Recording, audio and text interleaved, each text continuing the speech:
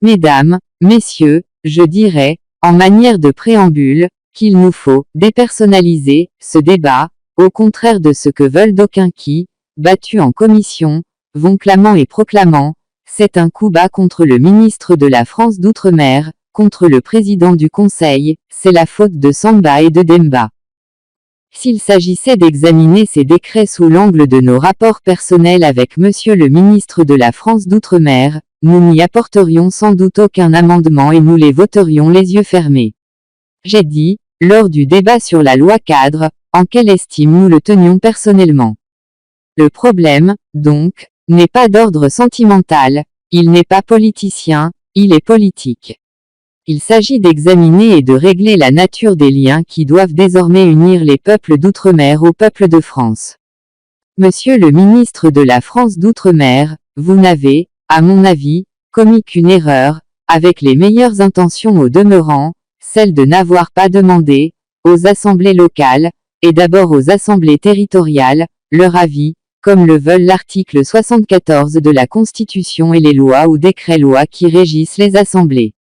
Mais cet avis, il vous a été donné, Monsieur le ministre, depuis la publication des décrets d'application, par la majorité des assemblées territoriales et par le Grand Conseil de l'Afrique occidentale française.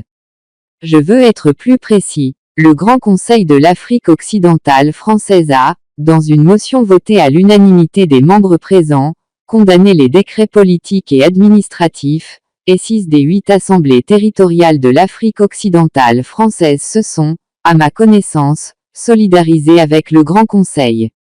4 de ces assemblées ont, en signe de protestation, refusé de voter leur budget avant le 1er janvier 1957. Encore une fois, il ne s'agit pas de querelles électorales, ni d'opposition de personnes, puisque les protestataires sont de tous les horizons politiques, appartiennent pour la plupart aux 3 grands partis africains, Rassemblement démocratique africain, Mouvement socialiste africain et Convention africaine. Que reproche aux décrets incriminés l'opinion publique africaine? C'est d'aboutir à une centralisation renforcée au profit de la rue Oudinot, surtout de diviser, de balkaniser, osons dire le mot, les fédérations africaines et d'opposer artificiellement les territoires les uns aux autres. On a parlé du caractère artificiel des fédérations d'Afrique occidentale française et d'Afrique équatoriale française. Pourquoi n'a-t-on pas parlé du caractère artificiel des territoires? Sur les 2 rives du Sénégal vivent les mêmes populations, Sarakolé, tout couleur, et pourtant nous avons été divisés. Mais venons-en aux décrets eux-mêmes. Dans cette intervention, je ne parlerai que des décrets de portée générale rapportés par Monsieur Tetjen, et du décret rapporté par Monsieur Alduy, qui porte réorganisation de l'Afrique occidentale française et de l'Afrique équatoriale française. À examiner de près les décrets précités, on constate que le résultat le plus clair de l'opération Oudinot est de renforcer la centralisation administrative au profit du ministère de la France d'Outre-mer, pratiquement de ses bureaux, qui ont rédigé les décrets et que l'on a substitués à nous comme interlocuteurs valables, ainsi qu'au profit des hauts commissaires. On ne peut que se réjouir de la distinction établie par les décrets entre services d'État et services territoriaux. C'est le fondement même de toute organisation fédérale d'une nation. De ce point de vue, la définition des services d'État donnée à l'article 1er du décret numéro 56-1227 est acceptable.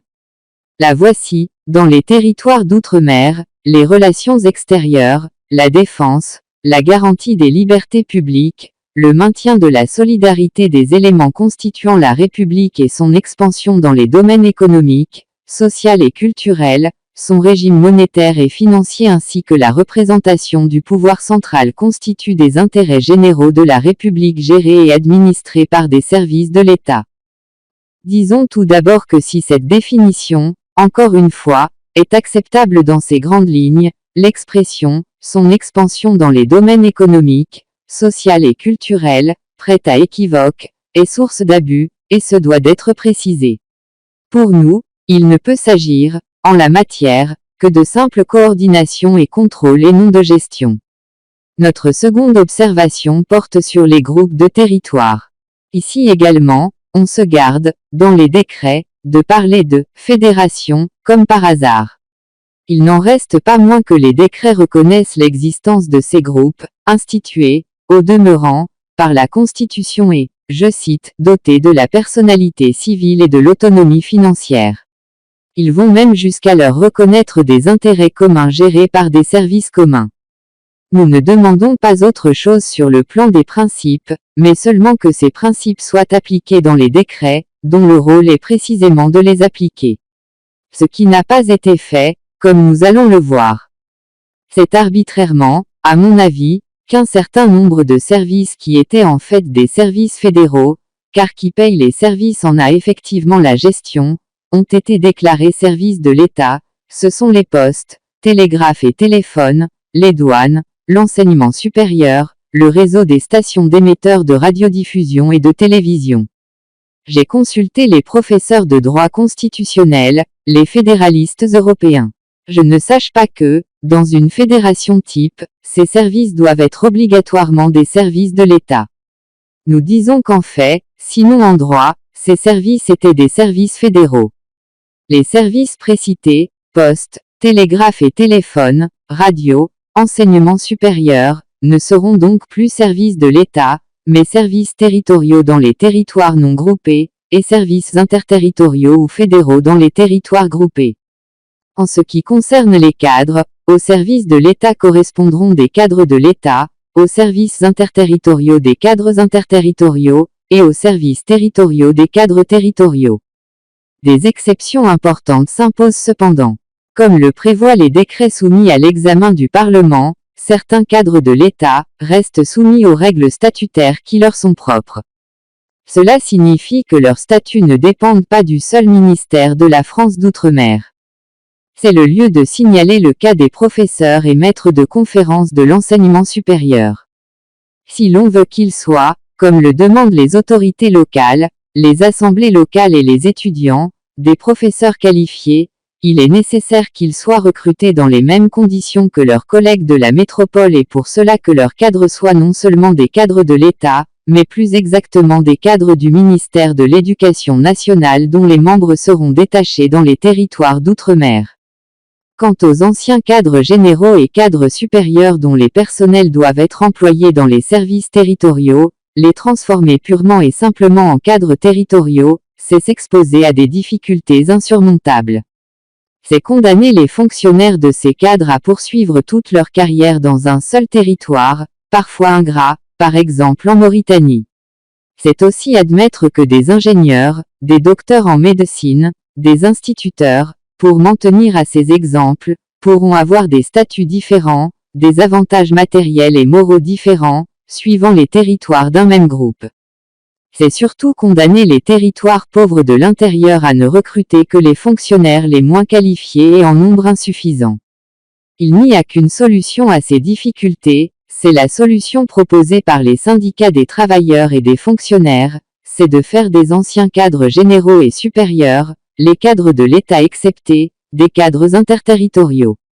En vérité, nous avons l'impression qu'en définissant services et cadres, en posant les principes de leur organisation de la manière que l'on sait, les bureaux ont poursuivi un double but, renforcer la centralisation et la concentration du système tout en divisant l'Afrique occidentale française et l'Afrique équatoriale française. Je ne reviendrai pas sur la centralisation réalisée au profit de la rue Oudinot, de la rue de Rivoli et de bien d'autres ministères. En ce qui concerne la concentration des pouvoirs de l'exécutif, ce n'est pas un hasard si elle se fait au profit du haut-commissaire de la République. Que l'on m'entende bien, je ne suis pas contre les pouvoirs accordés au haut-commissaire, dépositaire des pouvoirs de la République, je me suis battu en commission pour que ces pouvoirs ne soient pas diminués, mais je suis contre le fait que le chef de groupe de territoire n'ait pas assisté d'un exécutif fédéral. C'est précisément dans l'organisation de l'Afrique occidentale française et de l'Afrique équatoriale française qu'apparaît le plus nettement la volonté de balkaniser l'Afrique noire. Déjà, la Constitution du 27 octobre 1946 était sur ce point légèrement en recul sur les décrets portant réorganisation des gouvernements généraux de l'Afrique occidentale française et de l'Afrique équatoriale française, mais ce recul, malgré tout, était plus nominal que réel, témoin la loi du 29 août 1947, qui donne comme objet au Grand Conseil la gestion des intérêts communs. Comme le précise le rapport introductif au nouveau décret portant réorganisation de l'Afrique occidentale française et de l'Afrique équatoriale française, ce décret dispose, et c'est là une phrase très importante, que « le groupe n'est constitué qu'en vue de coordonner l'action des territoires en matière économique et financière et de développer éventuellement une infrastructure commune ».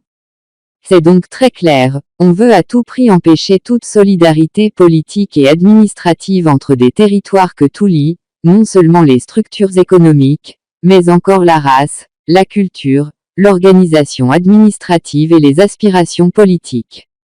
C'est tellement vrai que ces solidarités politiques, administratives, sociales et culturelles, on les réintroduit par ailleurs, par les pouvoirs du haut-commissaire, mais exercés par l'État, c'est-à-dire en fait par la métropole. Comme si l'on pouvait faire le bonheur des peuples sans leur participation active. On le devine, cette balkanisation, pour notre part, nous ne pouvons l'accepter. Nous avons présenté en commission des amendements dont certains ont été adoptés. Nous avons été battus sur les autres. Nous déposerons de nouveaux amendements pour réintroduire, exercés par nous, peuple d'Afrique noire, toutes ces solidarités naturelles dont on veut nous priver. Donner et retenir ne vaut. Ce n'est pas là un proverbe africain, mais européen, mais français. Nous l'avons constaté à l'examen de tous les décrets politiques et administratifs, chaque fois que, dans le cadre de la loi du 23 juin 1956, on a accordé une liberté nouvelle, on s'est hâté d'en limiter l'exercice. C'est une très vieille pratique. Lorsque, après le décret du 16 Pluviose, en 2, on eut aboli l'esclavage, Danton se jeta à la tribune pour modérer l'enthousiasme des esclaves d'hier. En somme, on a donné d'une main et retenu de l'autre. L'aspect financier du problème illustrerait, d'une manière chiffrée, cette méthode si j'avais le temps de le traiter. Mais il me faut conclure. La moindre des contradictions où s'enferment les partisans de la division n'est pas celle que voici. Ils sont pour la centralisation dans la métropole et pour la balkanisation en Afrique noire. Ils sont pour l'union métropolitaine, mais pour la désunion africaine. Il y a plus grave, ils sont pour la communauté franco-africaine et contre la communauté africaine. Nous aussi nous sommes pour la communauté franco-africaine. Des dizaines de milliers d'Africains l'ont prouvé pendant la guerre et l'occupation en donnant leur vie, ils l'ont prouvé non pas par des discours, mais par des actes. Le territoire que j'ai l'honneur de représenter dans cette assemblée se bat pour la France depuis la Révolution de 1789, mais Saint-Louis du Sénégal envoyait aux États généraux un cahier de doléances. C'est que la communauté franco-africaine exige, mes chers collègues, comme condition préalable, la communauté africaine. Une association présuppose l'existence de deux êtres. Où serait notre être si, nous appelant à la communauté franco-africaine, vous commenciez par nous désintégrer? Je m'adresse aux chrétiens, une maison divisée contre elle-même, vous savez le reste. Quel serait le sort de l'Afrique si elle était divisée? Mais sans doute avez-vous oublié cette recommandation de l'Écriture sainte qui veut qu'avant d'offrir un sacrifice au Seigneur à la France en l'occurrence, on commence par se réconcilier avec son frère. La République une et indivisible, au sens de l'État unitaire et centralisateur, c'est par là que je vais terminer, a été, au XIXe siècle, une exigence nationale, elle a fait la force de la France, et les volontaires avaient raison d'aller à la bataille à Valmy en criant « Vive la nation !» Mais nous sommes aujourd'hui en 1957, au XXe siècle, à l'heure où les États et les empires les plus forts sont de structures fédérales, USA, URSS, Inde, Canada, Brésil, Allemagne occidentale, Yougoslavie et, plus près de nous, l'Angleterre qui va donner l'indépendance à la Gold Coast au sein du Commonwealth, lequel a cessé d'être britannique. Fédérer effraie certains membres de l'Assemblée. Mais, mes chers collègues, fédérer n'est pas séparer. Fédérer, au sens étymologique du mot, c'est lier, mais sans étouffer, on l'oublie trop souvent. S'accrocher au mythe de la République une et indivisible, car c'est un mythe, sans quoi il y aurait dans cette assemblée 300 députés noirs et arabo-berbères, très bien. Très bien. Au centre, s'accrocher à ce mythe c'est, je le crains, travailler à l'abaissement de la France. C'est pratiquer l'immobilisme le plus stérile. Je vous dis que la France est un arbre vivant, ce n'est pas du bois mort promis à la cognée. Craignez, dis-je, que si l'on balkanise les fédérations d'Afrique noire, les territoires ne se tournent l'un vers Lagos, l'autre vers Accra, un troisième vers Rabat. Dakar et Brazzaville, avouez-le, sont tout de même plus françaises, puisque c'est de la France que vous avez souci. Quand les enfants ont grandi, du moins en Afrique noire, ils quittent la case des parents et construisent à côté une case, leur case, mais dans le même carré. Le carré France, croyez-nous, nous ne voulons pas le quitter. Nous y avons grandi et il y fait bon vivre. Nous voulons simplement, monsieur le ministre, mes chers collègues, y bâtir nos propres cases, qui élargiront et fortifieront en même temps le carré familial, ou plutôt l'hexagone France.